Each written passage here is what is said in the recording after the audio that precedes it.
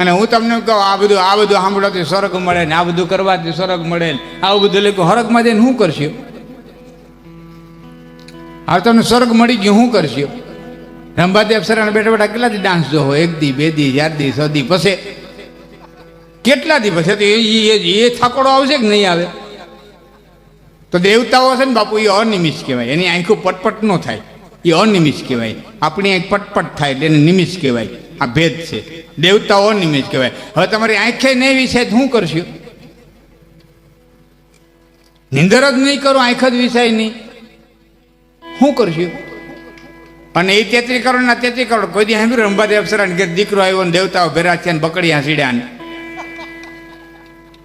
નારાયણ ત્યાં રહોડા છે જ નહીં. અહીંથી જુવારી બિસાડા ખાય, લાપસી જુવારી લાપસી ખાય, ખીર જુવારી ખીર ખાય, વડા જુવારી વડા ખાય. ત્યાં તો કઈ રહોડા છે નહીં. એટલે તો નરસિંહ મહેતાએ ગહીને કીધું, બેસીને રહેવું, મારે ટગ ટગ જોવું, નહીં ખાવું કે નહીં પીવું, હો નંદીના લાલ રે વૈકુંઠ નહીં રે આવો, મારું વનરા વનશે રૂડું, વૈકુંઠ નહીં રે. હું કરવું ત્યાં આવી? કેસે ત્યાં કાકો નહીં, માય ન મળે માધા. આ સગપણના સાંધા તારા સ્વર્ગાપુરમાં સાંભળ્યા, કેસે ત્યાં કાકો નહીં, માય ન મળે માધા. ત્યાં કાકો નહીં, મા નહીં, મામો નહીં, તો ત્યાં જઈને કરવું હું? અને બીજો એક વાલાવનો બીજો, એક ઘટપણનું દુઃખ અને એક મરણ. અને મરણનું દુઃખ મને આગળ નથી ઉતરતું ભાઈ. હું આટલી કથાઓ વાંચ્યું, એમાં એટલા બધા રાક્ષસોના નામ આવે, માતાજી એટલાને મારવા આવે, જેટલા રાક્ષસો પ્રસન્ન થયેલા અમરત્વ માગે ને કોઈને અમરત્વ દે નહીં. પણ મને અટાણ સુધી સમજાણું નહીં, મરવાની બીક હું કરવા લાગે. ભાઈ મરવાનું શું બીવું? મરવાથી બીવું શું કરાવવાનું છે? તે દેવાનું છે.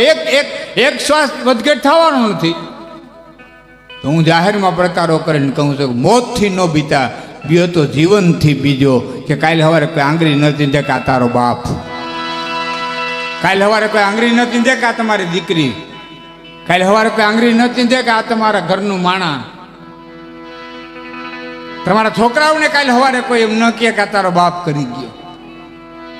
તો જીવો ને તો જીવનથી બીજો, મોતથી બીતા ને મોત તો આવવા વાળું છે. રાવણ જેવા ન રહેવા દીધા તમે હું કે લંકા દેવી નગ્નોની સભા હતી. ત્યાં અમારા અમરુબાપુ બધા દરબારો, અમરુબાપુ તો નહોતા રહ્યા, બીજા દાયરો બધો બેઠો હતો, ચાંપડા બાપુનો પરિવાર બધો.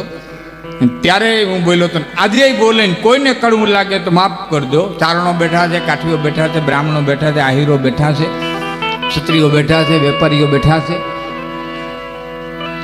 ઘણા એમ કહેતા હોય સમાજ બગડી ગયો, સમાજ બગડી ગયો, સમાજ બગડી ગયો. તમારા ખેતરમાં મોલ કઈ રીતે બગડે? 2 રીતે. કાં ખેતર નબળું હોય તો મોલ બગડે, અને કાં પોષણ કરતામાં ખામી હોય તો મોલ બગડે.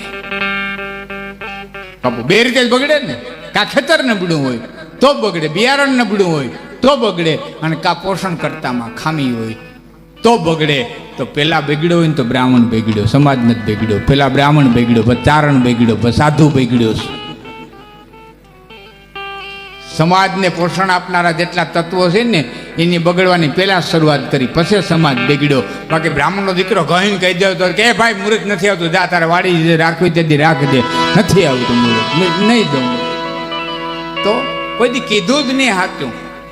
ગોરબાપા પણ આ તારીખની વાડી જડી છે, વાડી નથી જડતી. હા તો વાંધો ને, ગુરુ જરાક નડે છે, લાવો ને હવા પહેલી મગની ડાયર અમે જાપ જપી દે. હવા પહેલી મગની ડાયરે ગુરુ ઘર ફેરે. આમ ને માઈકો, હા આમ ને. અમારો લો કેવો ભાઈ આપણો લો જય મોગલ હિતેશ જાંગળ, હા એ ક્યાંક નાની બલી કરે. આ બધા દાયરો ઓળખતા હોય એટલે હું કહું છું. નાની બલી કરાવવા ગયો તો તમને ખબર છે, નાની બલી જે કરાવવા ગયા ને, નાની બલીની 1 કલાકની વિધિ હોય, અને એ પછી બાવરે થાય. એટલે પ્રેત બલી, માફ કરજો, પ્રેત બલી પાછું બાવડે જ થાય.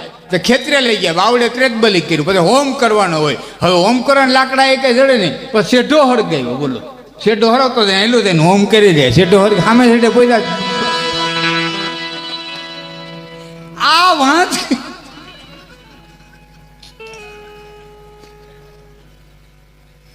બ્રાહ્મણોએ સત્ય કીધું નહીં. પેલો વાક હું બ્રાહ્મણોનું કહીશ. માફ કરજો, બીજો તારણો ન. લડ્ડો ખાતો ખાતો મામો આવતો હોય છતાં અમે કોઈ દી કીધું નહીં કે મામા આમ ન ખવાય, આ તમારા માટે યોગ્ય નથી, કોઈ દી ન કીધું વાહ મામા વાહ. ત્રીજો સાધુ બગડ્યો, કોઈ દી સાધુએ કીધું નહીં कि बच्चा आ गांजो तेरे लिए नहीं है, वो सन्यासी के लिए है, वो संसारी के लिए नहीं है. नो कीधुं एनी जमायत वधारी, जे बे कावड़िया देवावाळा आव्या. हाँ पछे समाज पछे काठी राजपूतो जे कांई कयो पण समाजने पोषण आपनारा तत्वो जेटला हता એટલામાં પેલા ભૂલ આવી, પછી સમાજની માલિકર ભૂલ આવી. અને આવતી પેઢી યાદ રાખજો, હજી પણ જો તમે ભૂલ સુધારશો નહીં ને તો આવતી પેઢી તમને પૂછશે. આવતી પેઢી પૂછશે, બ્રાહ્મણનો દીકરો લડછડિયું ખાતો જતો હોય છે ને તો આવતી પેઢી પૂછશે કે અન્ય શાસ્ત્રો લખાય છે. તારણના દીકરાના ઘરમાં કદાચ ને દારૂ પીવાતો હોય છે, તારણના દીકરાના ઘરમાં કદાચ ને અખાદ રંધાતું હોય છે ને તેથી આવતી પેઢી પૂછશે કે આના ઘરમાં ખોડિયાર જન્મતી છે, આના ઘરમાં નાગબાઈ જન્મતી છે, આના ઘરમાં પીઠળ જન્મતી છે.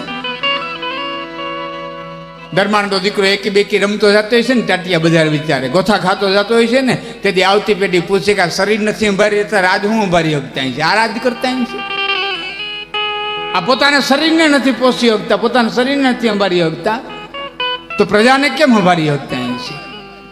આવતી પેઢી તો એજ્યુકેટેડ આવવાની છે, આવતી 21મી સદીની પેઢી તો ભણેલી આવવાની છે, પૂછવાની છે.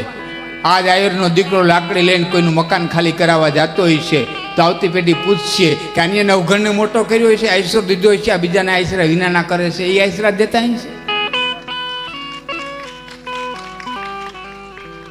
પૂછશે આવતી પેઢી. અને નહીં પૂછે ને યાદ રાખજો, પુસ્તકો હળગાવી નાખશે. આવતી પેઢી આ ખોટું છે બધું. હા આવતી પેઢી ક્રાંતિની પેઢી આવવાની છે સાહેબ. હજી જો પાછા વળી જાય, હજી પણ આવતી પેઢીને સુધારી લઈ મામા તો બહુ જ સારું છે ને. આવતી પેઢી તમામ ઇતિહાસોને ખોટા પાડે છે કે આ બધા આ લખાણ છે ને બધું ખોટું છે, આવું હોય જ ને, આ બ્રાહ્મણ જ ન હોય, આવો બ્રાહ્મણ હોય, આવો ચારણ હોય. જેટલું પાછું વળાય એટલું વળજો. અને કોઈને બંધાણ હોય ન વળી શકો તો મારી કોઈ ફરજ નથી કે તમે વળી શકો, હું એ ફરજ નથી પાડતો, પણ નવા તો પેદા ન કરતા એટલી મારી વિનંતી છે. નવા ન કરતા, નવા ન કરતા, તમે ન વળી હોવો તો કાંઈ પણ સમાજ ન વધારતા. આટલું તો કરી શકીએ ને. હું છોડી ન હગું તો કાંઈ નહીં, કોઈને બંધાણી કરતો તો અટકાવી હગું, આટલું કરી જાય ને તોય ઘણું છે. સમાજ તો બધું જ પૂછવાનું, સમાજ તો બહુ ઝીણું ઝીણું જોનારો છે. એવું નથી કે બધું અવગુણ જ હોય, ગુણ ને અવગુણ બધું ભેરું હોય, એ તો સૃષ્ટિમાં છે જ. જુગાર છે એ 100% સુરેશમાં જુગાર છે, 100% અવગુણ છે. મારી નાની જુગાર છે અવગુણ 100%, પણ જુગારમાં પાછો દાતારી હોય, જુગારી હોય ને પાછો દાતાર હોય, દાતારી એનો ગુણ છે. એક જણા મંદિરમાં જઈને ઉભો પ્રાર્થના કરતો હતો, કોઈ કાંઈક દો, કોઈ કાંઈક દો, કોઈ કાંઈ દીધું નહીં. ત્યાંથી બીજે ઠેકાણે ગયો, કોઈ કાંઈ દીધું નહીં. ત્રીજે ઠેકાણે ગયો, કોઈ કાંઈ દીધું નહીં. ફરતા ફરતા ફરતા ફરતા એક ઠેકાણે કલબ હાલતી હતી, ત્યાં જઈને રોંઢો થયો, બાપા રોંઢો થવા આવ્યો, ભૂખ્યો તો મને કાંઈક દો. એટલે જુગારીએ 20 રૂપિયા નોટ કાઢી પડમાંથી તરત ભિખારીને દીધી. ભિખારી બાયણે નીકળીને ભગવાનને કે મરી ગયા તું રે, ક્યાં ઠેકાણા ક્યાંના દેશ, સરનામા તો હાસા દે, સરનામા તો હાસા દે.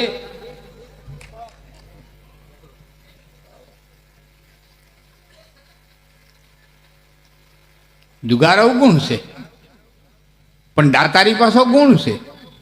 લોભ અવગુણ છે, પણ લોભીઓ પાછો બહારનું કંઈ ખાઈ નહીં એ ગુણ છે. તરીસો આવતો રે વળિયા છે અહીં સુધી, પણ એ રૂપિયાની ગુલ્ફી ખાય એ પાછો એનો ગુણ છે. એમ પરમાત્માની ભક્તિમાં મળ્યા છો તો આવતી પેઢી એજ્યુકેટેડ આવવાની છે. આ બધું હાંચવી રાખવું છે ને તો આનું શુદ્ધિકરણ, જેમ તમારે ઘર કાયમ વારવું પડે, જેમ કાયમ દાંતણ કરવું પડે, જેમ કાયમ સ્નાન કરવું પડે, એમ શાસ્ત્રોને સમયે સમયે શુદ્ધ કરતા જવા પડે, સમયે સમયે શુદ્ધ કરતા જવા પડે. હા ચારણ સૌ એટલે વાત કરો એમ નથી, પણ આપ તો ભારદ્વાજ ગોત્ર છો. ભારદ્વાજ ગોત્ર સૌ ને. ભારદ્વાજ મુનિએ કોને રામાયણનું પૂછ્યું હતું કે મને રામાયણ સંભળાવો? યાજ્ઞવલ્કને. આપને કદાચ ને ખ્યાલ ન હોય તો કહી દઉં, યાજ્ઞવલ્ક ચારણ હતો. અને આખી રામાયણ જો કોઈ વાંચી હોય ને તો એક ચારણે વાંચી છે ને ભારદ્વાજ ગોત્ર એ સાંભળી છે.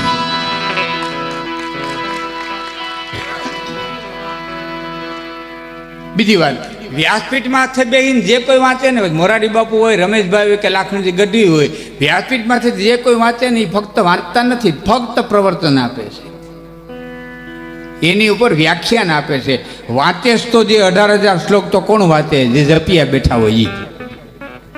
તો હું કથા વાંચવા જાઉં ને તો મારી અરે બ્રાહ્મણો હોય જ. મેં આગળ 2-3 નામનું લીધા તો પૂછી જોજો, ભાઈ વિપુલભાઈ, વિપુલ માળિયાવાળા, એ બધા બ્રાહ્મણો મારી હારે હોય, જપિયા હોય, 3 જપિયા હોય, 2 બ્રાહ્મણ વાંચે બ્રાહ્મણ. હું તો વ્યાસપીઠમાંથી એના ઉપર વક્તવ્ય આપું તો એમ કે વ્યાસપીઠમાંથી બ્રાહ્મણ હોય તો જ વાંચી શકે, બીજાથી કંઈ હોતાય નહીં. તો આપને પૂછો સુત વાચ, આ પેલું જ વાક્ય આવે. સુત કોણ હતો? જેની માં વૈશ્ય હોય ને બાપ શુદ્ર હોય, એનાથી જે પુત્ર ઉત્પન્ન થયો હોય ને એને સૂત કહેવામાં આવે. સુધી 3જા અધ્યાયમાં સ્પષ્ટ બોલ્યા છે કે હું વિલોમ જાતિનો હોવા છતાં ભાગવત વાંચું છું. ભાગવત લખ્યું કેને? થોડોક મને જવાબ તો દો. ભાગવત લખ્યું કેને? વ્યાસે. વ્યાસ કેનો બાપ બ્રાહ્મણ, મા મસ્યારણી, ખારવણનો છોકરો, મસગંધાનો.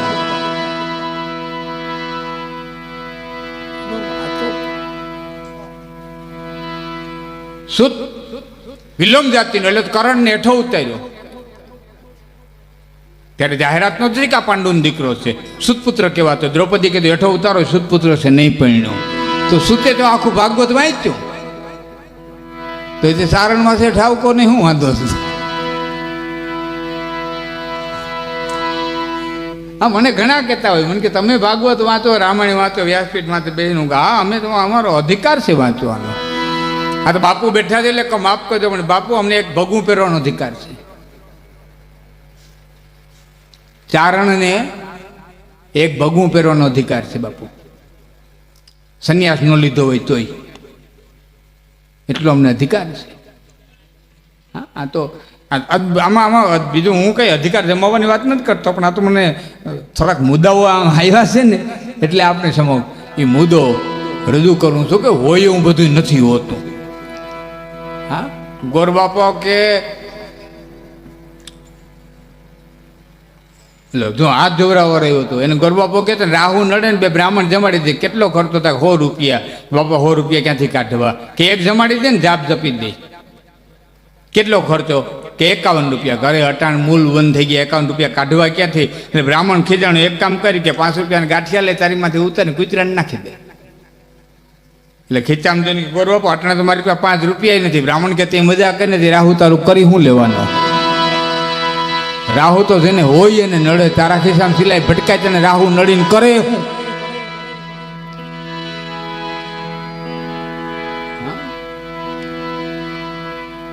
તો મામા આ દુનિયા જેને હોય એને નડે.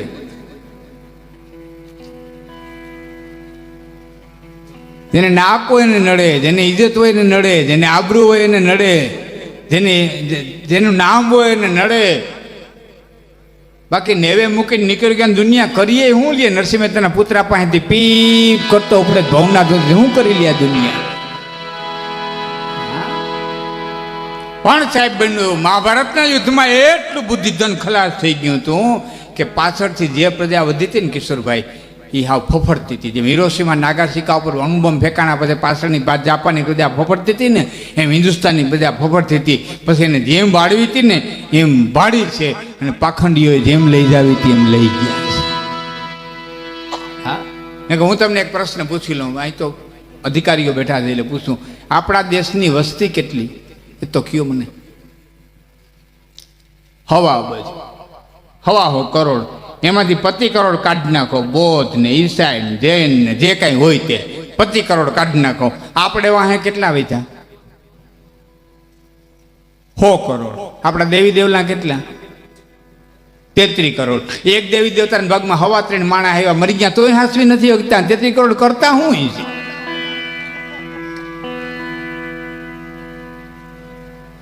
એક બાપ 4 દીકરાને ભળી દે, 4 દીકરાને ઘરે બારે કરી દે, વરાવી દે, પરણાવી દે, ધંધે ચડાવી દે, લાઈનસર કરી દે. એક બાપ આટલું બધું કરી શકતો હોય અને આ દેવતાઓ હવા 3 માણાને હાસવી ન શકે મરી ગયા 33 કરોડ બેઠા બેઠા કરે હું?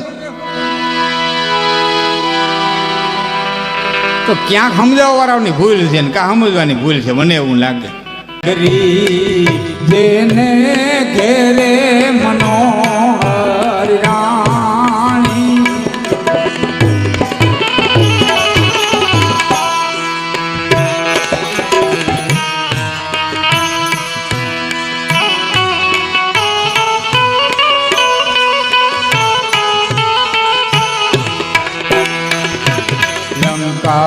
જેવી નગરી જેને ઘેરે મનોહર રાણી.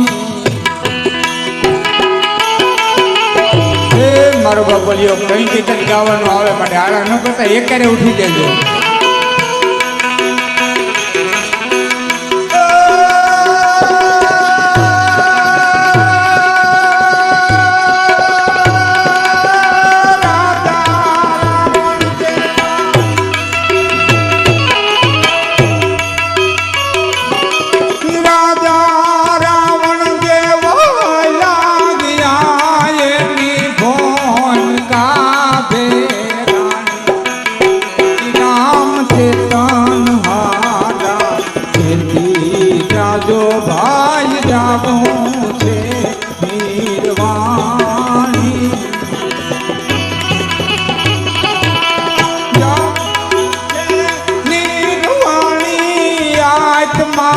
કરી લેને ઓળખાણી રામ ચેતન હારા જેથી જાજો ભાઈ જાવું છે નિર્વાણી.